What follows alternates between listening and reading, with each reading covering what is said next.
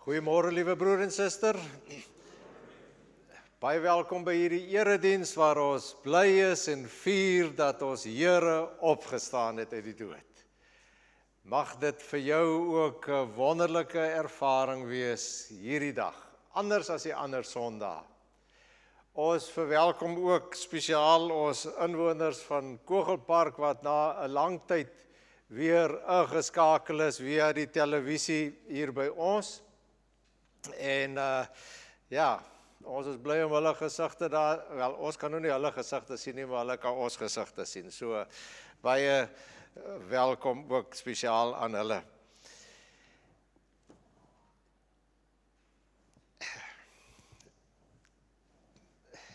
Ek het nou gevra by Goeie Vrydag dat julle, as julle nou kan, die moeite sal doen om vroeër op te staan. Nou die ouens wat by die 8 uur diens was, het nou seker dit makliker kon doen om vroeër op te staan en te kyk hoe die son opkom. Miskien daar by die strand oor die see opkom of oor die berge, daar aan die ander kant nou. Ek kon dit nou nie doen en ek wou dit ook nou nie doen nie. Maar weens die 8 uur diens, maar ons het in ons agterplaas so lekker kuierplek vir ons, waar ons op die berg kyk, en ek het nou vanoggend vroeg uitgegaan, en hierdie foto, laat ek hom bietjie donkerder maak, eers ons projektor is maar bietjie dowwerig. Voor die son opgekom het ek hierdie foto geneem daar, en toe daar kan julle sien, begin die eerste lig al so aan die pieke raak, en dan die oranje lig daar, so dit was vir my en vir Alta toch lekker en spesiaal om te belewe hoe die lig kom. Ons laat dink aan ons klein seentjie, ons oudste enetjie, toe hy nog klein was, dat ons daar gekyk dat hy soggens by ons in die kamer ingehardloop en sê, die lig is hier, bly laat die nag verby is. Nou op 'n manier is dit ook vir ons vandag baie kosbaar, dat die opkoms van die son vir ons herinner het aan daardie gebeure lank gelede by die graf van Jesus, toe vroegoggend hy uit die graf uitgegaan het en op so 'n manier die lig, die duisternis finaal oorwin het, die doodse angel uitgetrek is en dit vir ons goed was om saam ook vanoggend dan die opstanding te kan vier. Ek wil jou groet met iets wat ek baie doen, en dit is om op te kyk na ons mooi berge hier. Om op te kyk en te vra, waar sal ons hulp vandaan kom? En dan te weet, ons hulp kom nie van die berge nie, maar soos die punte van die, ons sien nou net 2 van die 3 susters daar vir ons huis af, of Sandown Peak, opwys na die Here toe, na hoër toe. Dis waar ons hulp vandaan kom. En daarom is ons ook vanoggend hier. Dis die fundament waarop ons vanoggend bou, dat ons hulp van die Here is, wat hemel en aarde geskep het, wat trou bly tot in ewigheid, en nooit die werke van sy hande laat vaar nie. Broer en suster, daarom is dit vir my 'n voorreg om u in sy naam te mag groet. Genade vir jou, barmhartigheid en vrede van God ons Vader, van Jesus Christus ons Verlosser en Here, en deur die kragtige werking en bystand en teenwoordigheid van die Heilige Gees vanoggend hier. Baie spesiale welkom aan almal wat kuier, almal wat hiernatoe gekom het. Ons glo dat julle ook tuis is hier by ons in die erediens.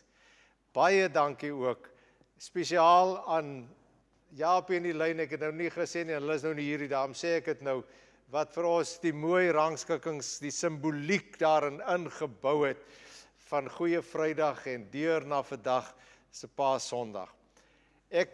Ons vra om verskoning vir die klank wat nou so aan en af gaan. Ek weet nie hoekom nie, maar ek sal maar hard praat en Wessel sal daar agter werk, so asseblief vergewe dit nou maar. Ek wil jou nooi om saam met my 'n geloofsbelijdenis vanoggend hardop te sê, net hierdie 3 sinnetjies. Die opstandingsgeloofsbelijdenis. En daarna te bly staan en lied 405 se al 4 verse saam met my te sing as 'n bevestiging ook, as 'n aansluiting by hierdie geloofsbelijdenis. So kom ons staan en ons bely ons geloof hier aan die begin van die diens. Christus is Here. Die Heer het opgestaan. Christus het waarlik opgestaan.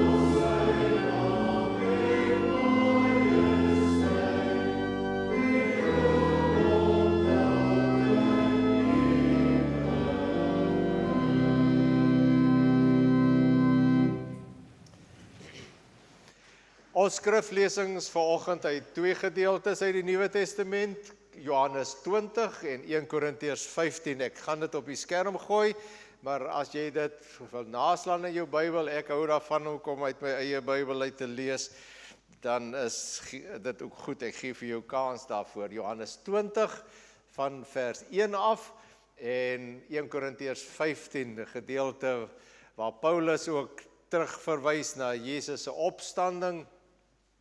En dit is ook vir my 'n baie kosbare gedeelte uit wat oor die opstanding van Jesus praat. Natuurlik, die hele gedagte is, ons lees uit die Bybel en dan oordink ons dit saam. Ek sal nou die praatwerk doen, maar jy moet volg en die dinkwerk doen, asseblief tog. Dit is maar hoe dit werk vir my. Die Here lei ons gedagtes en daarom is dit vir my belangrik dat ons nie net hierna 'n toespraak kom luister nie, maar dat ons saam betrokke is deur te dink oor dit wat die Here vandag as 'n teks, glo ek, in ons midde neerlê. Maar kom ons bid eers saam. Ons hemelse Vader, dit is vir ons van groot betekenis om op hierdie Sondagoggend, die dag van u opstanding, van die opstanding van Jesus Christus, ons verlosser, hier byeen te kom. Dankie Here dat ons kan vier, dat ons die wen van die lig, die oorwinning van die lig oor die duisternis kan vier. Dankie Here dat ons die oorwinning van die lewe oor die dood kan vier. Dankie dat ons u liefde kan vier. Dankie dat ons u woorde, dit is volbring, aan die kruis kan vier. Dat ons kan lewe met dit wat u voluit gebring het vir ons. Ons dankie daarvoor. Ons dankie dat ons soveel tekens van u oorwinning sien. Dat ons soveel keer opmerk en weet, dit is genade van u. Dat ons dinge beleef wat ons besef ook, dit is selfs bederf van u. Dis nie regtig nodig nie, maar u bederf ons met u goedheid. En ons dank u vanoggend daarvoor.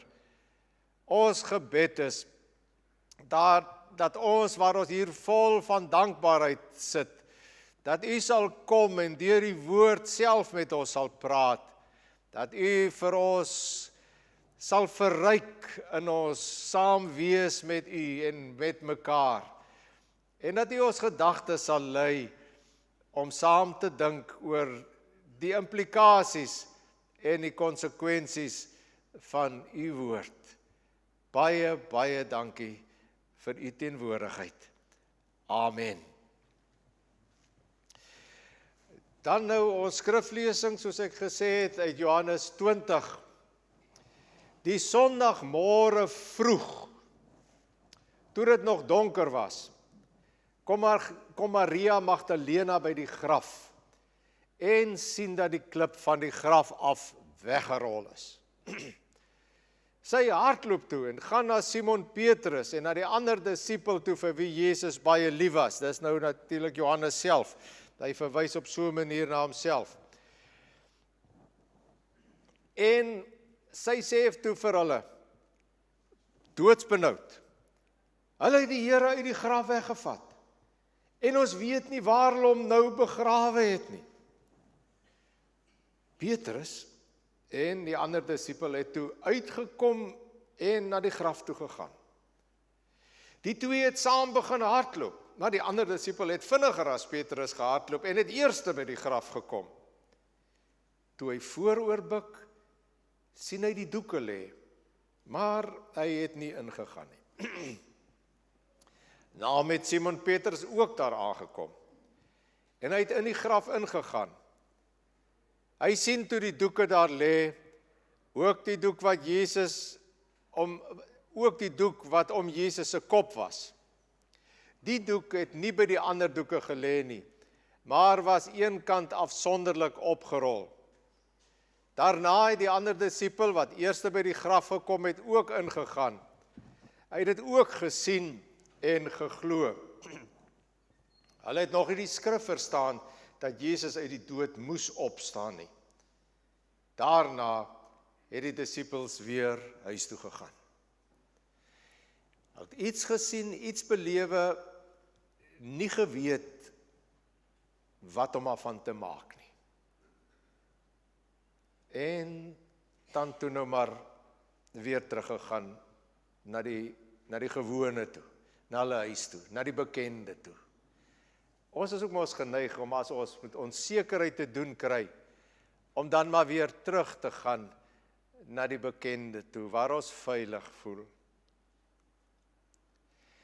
Nou, 'n paar jaar later, skryf Paulus aan die gemeente in Korinte, oor die opstanding uit die dood.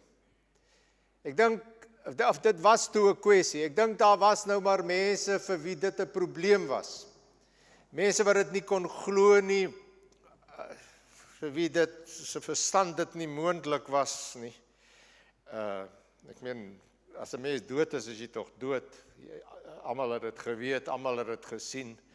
Dis hoe jy dit ervaar het.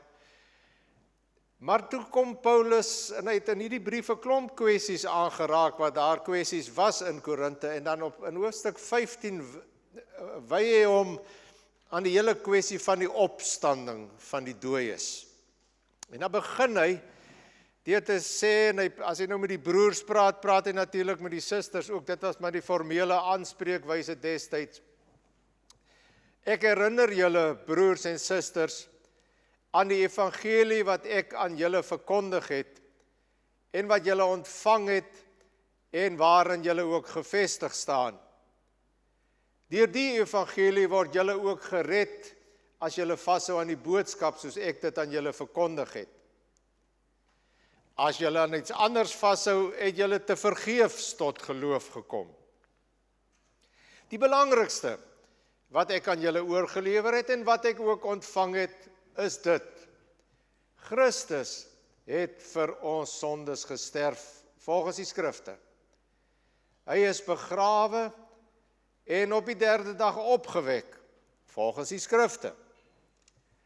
Hy het aan Sefas, dis nou Petrus, verskyn, daarna aan die 12, en daarna aan meer as 500 broers tegelyk, van wie sommige al dood is, maar die meeste nou nog lewe.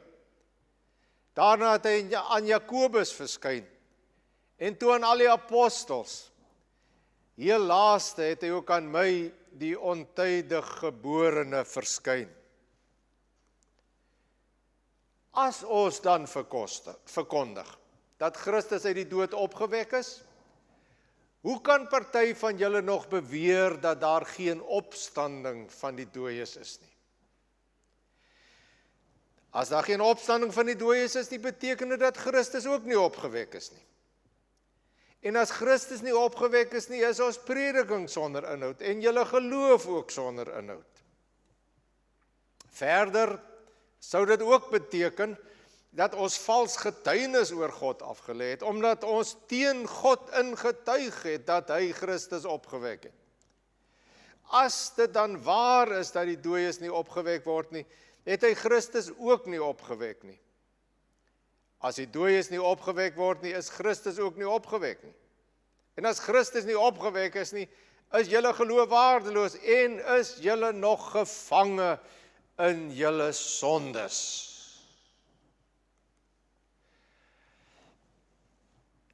Dit gebeur met gereelde reëlmaat, dat daar strydgesprekke gevoer word oor of Jesus uit die dood opgestaan het.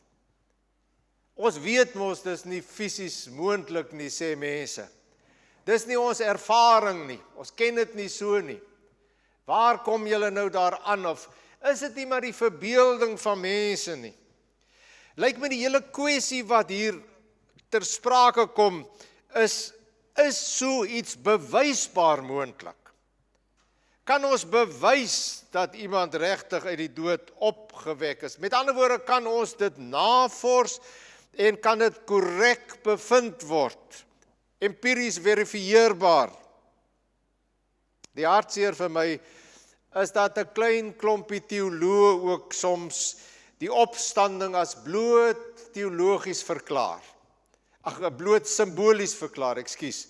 Bloot simbolies, iets wat nie regtig gebeur nie, maar wat vir die mense daar in hulle verbeelding of in hulle verstaan van alles gebeur het. En ja, ons moet dit nou maar net so interpreteer, want dit rym nie eintlik met die wetenskap nie. Asof die meetbare werklikheid nou die enigste werklikheid is wat bestaan.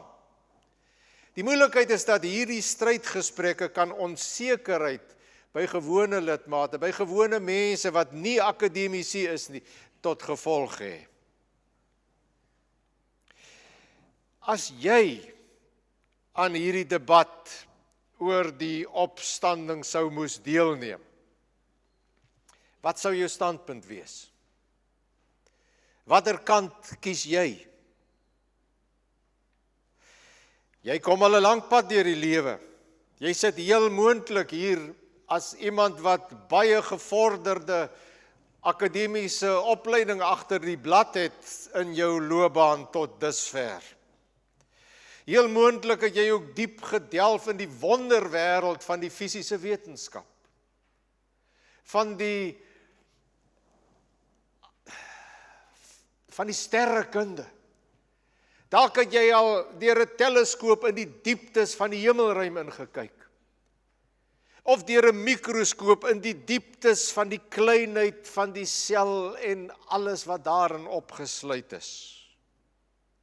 Of dalk as jy 'n kenner op die gebied van die biologie, wat die wonderlike samestelling wat die biologie en die fisiologie en die bestudering van lewe vir ons bied. Het jy al verwonderd gestaan daarvoor en hoe dit sekuur in mekaar steek en hoe die een proses van die ander afhanklik is? Dalk het jy so ver gevorder in die logika van wiskunde, dat jy ook selfs by die filosofie uitgekom het, soos die groot wiskundiges. Ek dink aan Descartes, ek dink aan Blaise Pascal, en nog ander ook, wat, ek meen, my ou bietjie wiskunde van matriek, sal hulle voorlag. Maar dalk het jy ook op 'n ander terrein gestudeer, op die fyn en op 'n manier onverklaarbare samestelling van die menswetenskappe, van die gedragswetenskappe. Hoe die mense kop in mekaar steek, hoe sy siege werk, hoe die neurologie, die kennis van die brein, die samestelling van die brein ook 'n uitwerking het op 'n mens se siege, op jou manier van die lewe benader. Verstom gestaan al voor die komplekse werklikheid daarvan. En ek wil sê, sonder die toegewyde en eerlike beoefening van die empiriese aspek van die wetenskap, sou ons nie die goeie lewe kon hê wat ons vandag het nie. Sou ons nie inentings teen die virus kon hê nie. Sou ons nie elektriese lig kon aanskakel wanneer dit beskikbaar is en ons dit nou daar dwaal ek nou weer af. Maar goed, jammer, vergewe tog. Maar sou ons nie telefone kon hê en selfs video oproepe kon maak, met ons kleinkinders kon praat en laat hulle vir ons kon sien nie. Dink net daaraan. Hoe wonderlik is dit, hoe dit werk gaan my verstand te bowe, maar dit werk en ek geniet dit. Wonderlike goeie lewe wat ons nou hier het vandag. Maar dit is gebou op die wetenskap, maar die vraag is, waar plaas dit alles vir jou in die dispuut, wat vanuit hierdie wêreld van ons telkens maar weer opkom, die dispuut oor die opstanding van Jesus Christus. Kom ons sê maar vir mekaar gou weer, die mense van die Nuwe Testament se lewensomstandighede was drasties anders as ons. Hulle kennis van hoe die wêreld werk en hoe was drasties anders as ons. Hulle was baie meer beangs en bevrees, want elke vorm van siekte was vir hulle bedreigend, lewensbedreigend. Baie van hulle het nie so oud geword soos ons vandag oud word nie.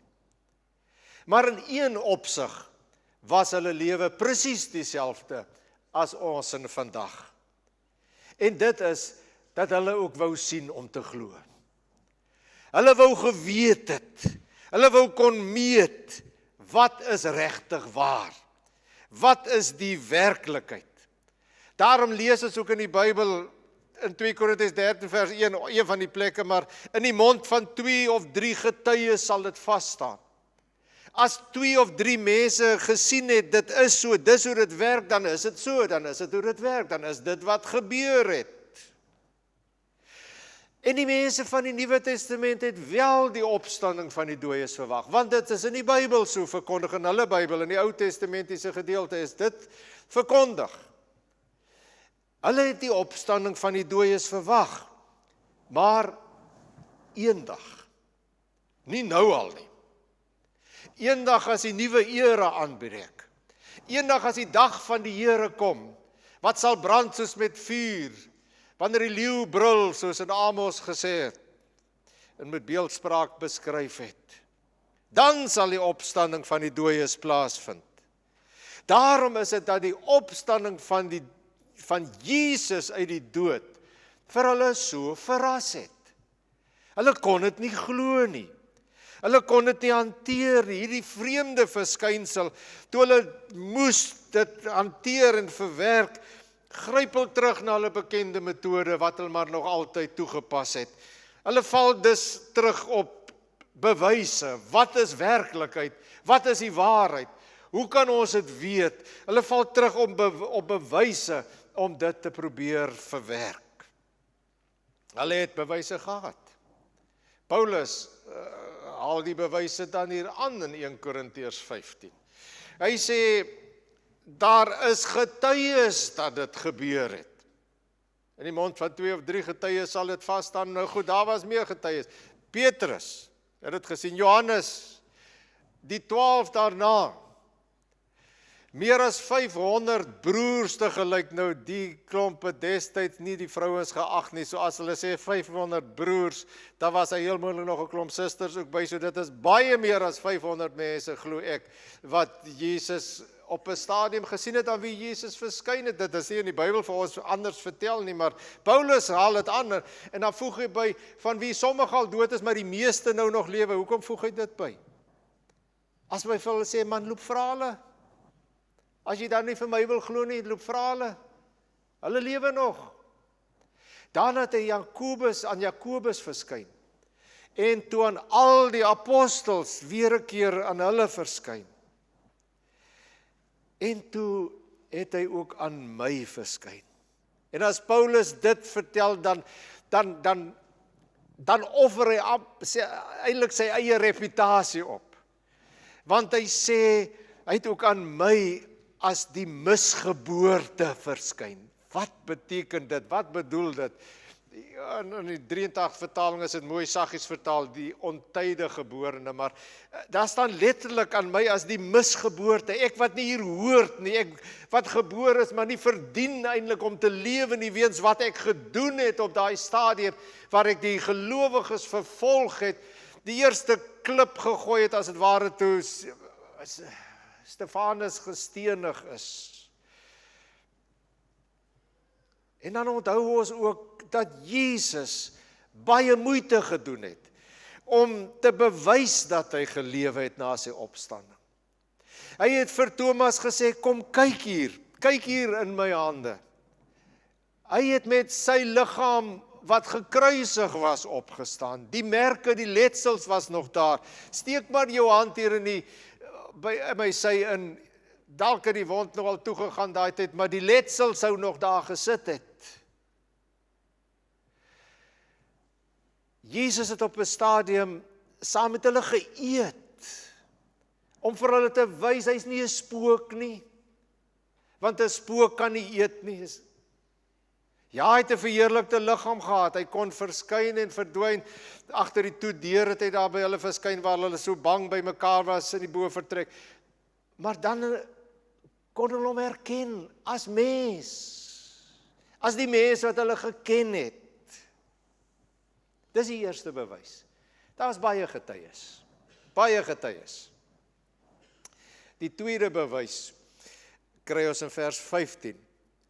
Paulus sê, as ons nie die opstanding wil aanvaar nie, dan verwerp ons die bewys dat God self gesê het, dit sal gebeur. Dan verwerp ons die profesieë in die Ou Testament wat hulle geken het. Dan verwerp ons dit wat God vir ons gesê het, hy sou doen. En ek meen, dit is nou nie goeie beleid om teen God in te gaan nie.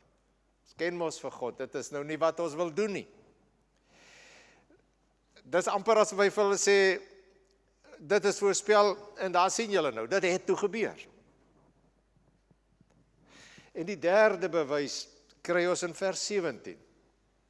As die dooies nie opgewek nie, is Christus ook nie opgewek nie. En as Christus nie opgewek is nie, is julle geloof waardeloos en is julle nog gevange in julle sondes. Ons het al 'n bietjie hieroor nagedink. Wat is die antwoord op hierdie stelling? Is julle nog gevange in julle sondes? Wel, julle kan dit net self antwoord. Is jy nog gevange in jou sondes of is jy nie? En die Korintiërs en ons as gelowiges het tog al ondervind dat die ou Adam probleem nie meer ons probleem is nie, omdat ons die nuwe Adam, die tweede Adam 'n oplossing gekry het. Dat ons nie meer verslaaf is aan die sonde nie. Dat Christus die dood oorwin het, die sonde oorwin het, en dat ons ook in ons lewens tekens daarvan sien wat ons weet, wat bo ons vermoë is. Dit lê nie in myself nie, ek het dit nie in myself nie. In 'n sekere sin is my lewe as gelowige ook 'n bewys daarvan, dat Jesus die oorwinnaar is, dat Jesus uit die dood uit opgestaan het. Is dit nie vir jou ook so nie? Vir die gelowiges van die Nuwe Testament was die opstanding daarom goeie nuus. En dan sê Paulus, dis die belangrikste wat ek aan julle wil verkondig. Die belangrikste ding van alles. Julle kan maar alles vergeet, maar hou net hierdie evangelie vas, hierdie goeie nuus. Dis die kern van die evangelie. Christus het vir ons sondes gesterf, volgens die skrifte. Dis nie iets wat nou uitgedink is en ontwerp is nie, dit kom al 'n lang pad. Hy het gesterf volgens die skrifte, hy is begrawe, en op die derde dag opgewek volgens die skrifte. Volgens wat God laat skryf het, laat oorlewer het vir ons. Dit het toe gebeur soos voorspel is. Die Nuwe Testamentiese gelowiges was oortuig, met hulle ingesteldheid om prakties om regtig te wil weet, was hulle oortuig van die opstanding en hulle het daaroor gejuig. Nou hoekom dan in hulle geval het hulle geglo, maar tog ook met 'n kritiese oog daarna gekyk. Tog ook nog die kwessie gehad in Korintiërs. Die kwessie veral vir ouens soos ek wat 'n bietjie 'n skeptiese ou is. En wat maar nie sommer enige dingetjie glo nie. Hulle het geglo, maar hoekom tog nog? Omdat daar 'n verskil is tussen sien en raak sien. Daar's 'n verskil tussen sien en raak sien. Dit werk net soos daar 'n verskil is tussen skiet en raak skiet. Weet jy wat is die verskil? Die verskil is biltong. As jy nie raak skiet nie, dan nou so ook, as jy nie sien, as jy net sien, maar jy sien nie raak nie, dan mis jy iets. Dan mis jy die goeie nuus van die evangelie. laat ek dit vertel met 'n beriggie wat julle dalk ook in die Burger van die 27ste gelees het, waar Betty Kemp daar so 'n beriggie gehad het, 'n vertelling gehad het, oor Florence Chadwick. Florence Chadwick het hier in die 1950s rond, was sy 'n bekende en 'n beroemde langafstandswemmer. Sy het die Engelse kanaal oorgeswem, en toe sy dit geswem het, het sy sommer die rekord wat 32 jaar gestaan het op daai stadium, die rekord vir vroue, het sy sommer ordentlik geslaan. Ons het op skool geleer, jy sê nie die rekord is gebreek nie, die rekord is geslaan. My pa was Afrikaans onderwyser, nou sy het dit ordentlik gedoen. En soms, sy het so goed gevoel dat sy gesê het, man, ek sien kans om nou terug te swem ook. Maar goed, die wyse mense het haar toe gekeer. Maar 'n jaar later het sy teruggeswem. En sy het van Frankryk af terug Engeland toe geswem, en sy het die rekord van die mans ook geslaan. So goed het sy geswem. En sy het talle langafstandswemme gedoen, maar die een waarvan sy die beroemdste geword het, was een keer toe sy van die oor die Catalina kanaal geswem het na die Californiese kus toe. Ek is seker hoe lank dit was, die seker ook hier so by die 30, 40, 50 kilometer rond, was 'n ver end gewees. En dit was gevaarlike water, want daar was haie, die boot wat vir haar begelei het maar gewere ook gehad, en hulle het 'n paar skote op die haie afgetrek. Maar die mis het opgekom. En sy kon nie sien waar sy swem nie. Maar die boot wat vir haar begelei het natuurlik geweet, hulle het kompas gehad en wat ook al, en hulle het gemik. En sy wou tou opgooi. En hulle het vir haar gesê, nee man, moenie, jy's amper daar. En dan swem sy weer, en dan sien sy nie kans nie, want die mis om haar verwar haar. Sy kan nie daardeur sien nie. En op die ouend het sy geweier om verder te swem, en sy het in die boot geklim, 500 meter, 'n halwe kilometer voor die strand. Het sy tou opgegooi en in die boot geklim, en toe het sy hierdie bekende en beroemde woorde gesê, as ek net land kon sien, is ek seker ek sou dit gemaak het. As ek net die land kon sien. 'n jaar of wat later het sy weer gegaan, het sy weer probeer. En die mis het weer opgekom en daar gelê. Maar hierdie keer het sy land gesien. Want sy het geweet die land is daar. En sy het dit vir haar gevisualiseer, al kon sy dit nie fisies sien nie, het sy dit raak gesien. Dat die land daar is, en dit het haar gemotiveer, die sekerheid het haar gemotiveer om aan te hou deur die onsekerheid van die mis heen, om voor te gaan en voor te gaan en voor te beur. Sy het geweet dit is daar. Die belangrike is nie bloot die sien nie, maar die raak sien. Daar is 'n werklikheid in die misterie, aan die kant die meetbare, bewysbare. Daar is 'n werklikheid in die mis, in die onsigbare. Hou daarmee ook rekening. Sien dit raak, want dit beïnvloed ook jou werklikheid, soos dit Florence Chadwick se werklikheid van die swem daar beïnvloed het. Gaan lees gerus weer Hebreërs 11. Lees die hele hoofstuk, bietjie lank en baie name, maar dis 'n klomp mense wat gelowiges was, ons noem hulle geloofshelde, gelowiges was wat nie gekry het waarin hulle glo hier op aarde nie. Wat swaar gekry het, wat gelei het, wat geweldig gelei het. Maar wat raak gesien het, waarin hulle op pad was. Waarin die Here met hulle op pad was. Daarom word hulle geloofshelde genoem, want dit wat hulle raak gesien het, het hulle lewe hier beïnvloed, sodat hulle deur die sien heen ook verder kon gaan. Ek staan self verstom voor verse soos 2 Korintiërs 4, vers 16 en 18.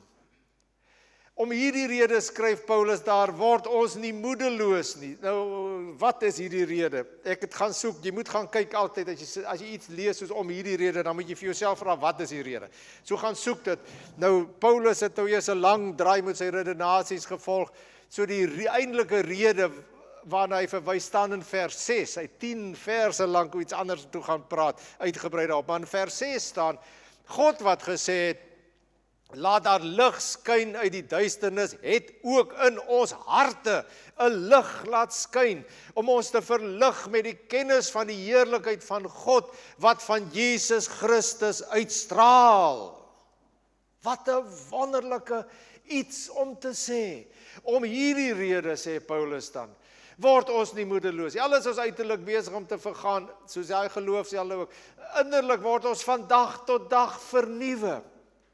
Dan sê in vers 18, ons oog is daarom nie, en ek wil hier invoeg, bloot op die sigbare dinge gerig nie. Natuurlik kyk ons na die sigbare dinge, maar ons oog is nie bloot op die sigbare dinge gerig nie, maar, en ek wil hier invoeg ook, maar dit is ook op die onsigbare dinge gerig, want ons weet mos, die sigbare dinge wat ons sien en wat ons kan meet en wat ons net ons lineale kan bewys, dis maar tydelik.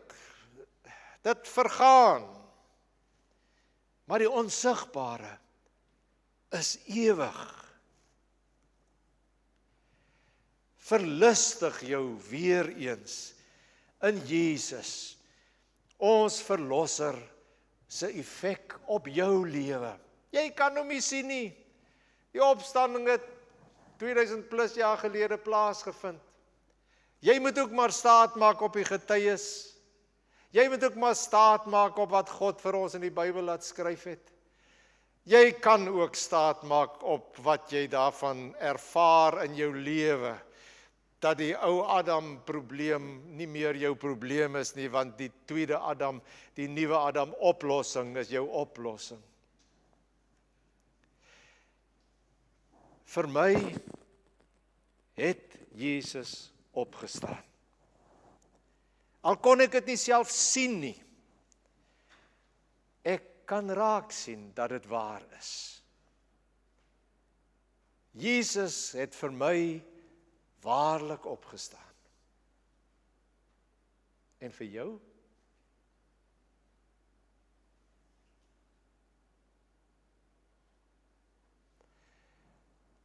Ons hemelse Vader, ons weet vanoggend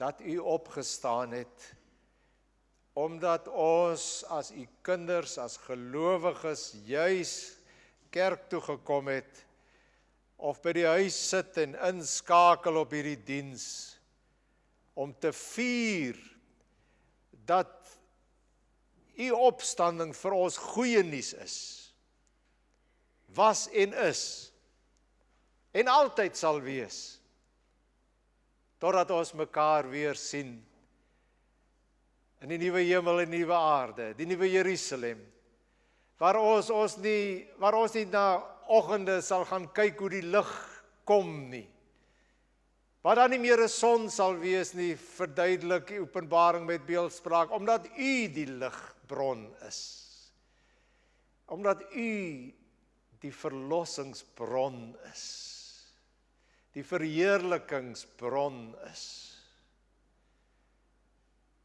Ons dank U daarvoor, met ons swakke woorde, met ons beperkte verstand, nederig, vol respek en agting, dank ons U, vir Jesus, ons verlosser, se oorwinning en se opstanding uit die graf. Prys die Here. Amen. Kom ons sluit met 'n blye lied, lied 414, het 2 verse, en daarna stuur ek jy uit met die seën van die Here, en ons aanvaar dit, ons sing amen met die uitstaplied, wat ons sê, ons verstaan wat ons roeping is. Ons gaan hier uit as geroepenes wat lewe vanuit die opstanding van ons verlosser.